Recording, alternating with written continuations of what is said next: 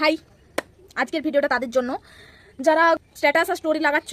বৃষ্টির ওয়েদার বিশাল সুন্দর লাগছে, মানে ভিজতে খুব ভালো লাগছে বৃষ্টিতে, বয়ফ্রেন্ডের সাথে আজ বৃষ্টি প্লাস 1 কাপ চা প্লাস বয়ফ্রেন্ড। যারা দিচ্ছ স্ট্যাটাস স্টোরিগুলো তারাকে বলছি যে তোমরা একটু দেখে শুনে স্ট্যাটাস দাও। তোমাদের আছে সেসব বুঝলাম, কিন্তু যাদের নেই তাদের দিকটা একটু তো ভাবো। তোমাদের তো খুব ভালো লাগছে, প্রার্থনা করছো ভগবানের কাছে বাইকে যাওয়ার পরে লং ড্রাইভে, তারপর প্রার্থনা করছো যেমন একটু বৃষ্টি আসছে, একটু যেমন ভিজতে পারি, একটু নাচতে পারি, লালা লালা। একটু বৃষ্টি 3-4 দিন একই টানা বৃষ্টি হচ্ছে, আমি বাইরে বেরোতেই পারছি না বৃষ্টির জন্য। তোমরা সেটা স্টোরি দিচ্ছ ঠিক আছে, তোমরা ওকে বলছি একটু চেয়েও নি প্লিজ, একটু কম প্রার্থনা করো ভগবানের কাছে। তুমি কি বুঝতে পারছো না সেটা? যারা সিঙ্গেল আছে তাদের দিকটা তো একটু ভাবো। তোমরা লং ড্রাইভে চলে যাচ্ছ, বাইকে করে চলে যাচ্ছ বয়ফ্রেন্ডের সাথে ঘুরতে, আমি খেলতে যেতে পারছি না রে ভাই। আর আমার এদিকে দাঁড়াও দেখাচ্ছে, জীবনটা যাচ্ছে। এই যে সারাদিনের এই যে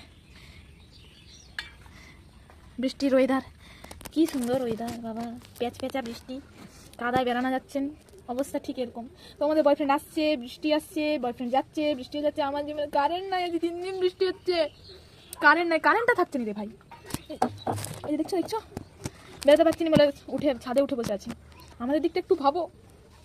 মনুষ্যত্ব হারিয়ে গেছে বুঝলে, আমি বুঝতে পারছি মনুষ্যত্ব নাই, কি আর করি, এরকম বসেই থাকি, বৃষ্টিই দেখি জানালা থেকে।